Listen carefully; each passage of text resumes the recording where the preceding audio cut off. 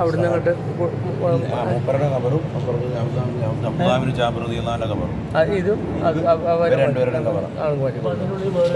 അത് താഹിർ റളിയല്ലാഹു ബാക്കർ റളിയല്ലാഹുവിന്റെ മകൻ. അതായത് നമ്മൾ പോയില്ലേ മൂസൽ കാദിം റളിയല്ലാഹുവിന്റെ പോയില്ലേ, അദ്ദേഹത്തിൻ്റെ മകൻ അനിയൻ്റെ പേരെ പോയി.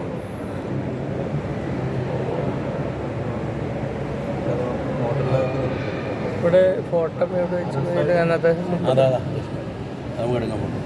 അതാ ഞാൻ പറഞ്ഞ ചരിത്രം ഇല്ലായിരുന്നോ? ഹലോ എല്ലാവരും വന്നേ ഇത് ഫോട്ടോ എടുത്തോ, മൊബൈലിൽ ഫോട്ടോ എടുത്തു. അറബിയിൽ ആ ചരിത്രം എഴുതി,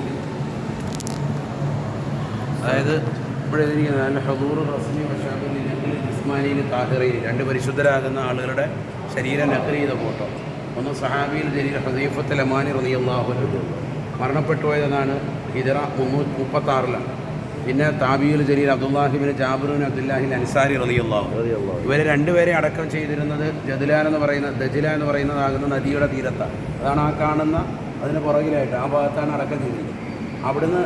അവിടെ ഇതിന് കൃഷിക്ക് അനുയോജ്യമായിട്ട് വെള്ളം കീറി വരുന്ന സമയത്താണ് അവരുടെ ശരീരത്തിലേക്ക് എന്ത് വരുന്നുണ്ട്, വെള്ളം വരുന്നുണ്ടെന്ന് അറിഞ്ഞപ്പോഴത്തേക്കും മാറിക്കൊണ്ട് വെള്ളം വരുന്നു അവരുടെ ശരീരത്തിലേക്ക് എത്തുമെന്ന് അറിഞ്ഞപ്പോഴാണ് രാജാവിന്, അന്നത്തെ ഫൈസൽ രാജാവ് ഒന്നാമന് സ്വപ്നം കാണിക്കുകയും ഗ്രാൻഡ് മുഫ്തിക്ക് സ്വപ്നം കാണിക്കുകയും ചെയ്തതിൻ്റെ അടിസ്ഥാനത്തിലാണ് അവിടുന്ന് ഈ ഭാഗം നല്ല പൊക്കമുള്ള പ്രദേശമാണ്, ഇതിലെ മദീന എന്ന് പറയുന്ന പ്രദേശം. അപ്പോൾ അന്ന് നേരത്തെ തന്നെ അവരുടെ ആരുടെയുണ്ട്, സൽമാൻ ഫാരിസ് റളിയല്ലാഹുവിൻ്റെ ഖബറുണ്ട്. ഇത് 932 ഈ സംഭവം നടക്കുന്നത്.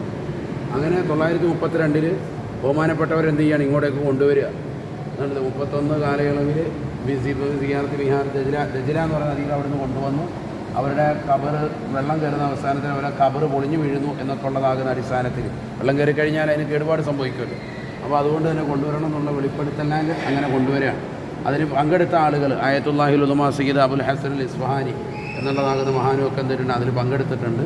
പിന്നെ ശേഷം സയ്യിദ് മുഹമ്മദ് സദർ അവരുടെ നേതൃത്വത്തിൽ ഈ പരിപാടി നടന്നു. ഷെയ്ഖ് ജാഫർ മുത്തമൻ അലാമത്തെ ഷെയ്ഖ് മുഹമ്മദ് റിദാ ഷബീബി, അതായത് അന്നത്തെ മുഫ്തിയുടെ പേരാണ്.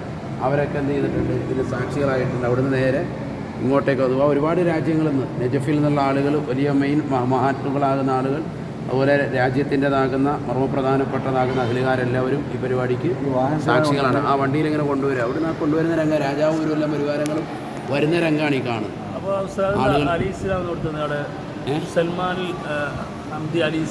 അത് ഇവർ കൊടുത്തിരിക്കുന്നതല്ലേ, നമ്മൾ പറഞ്ഞില്ല ഷിയാക്കളാണ് കൊടുത്തിരിക്കുന്നത്. ഈ വണ്ടിയിലാണ് അവരുടെ ഒരു വാദം.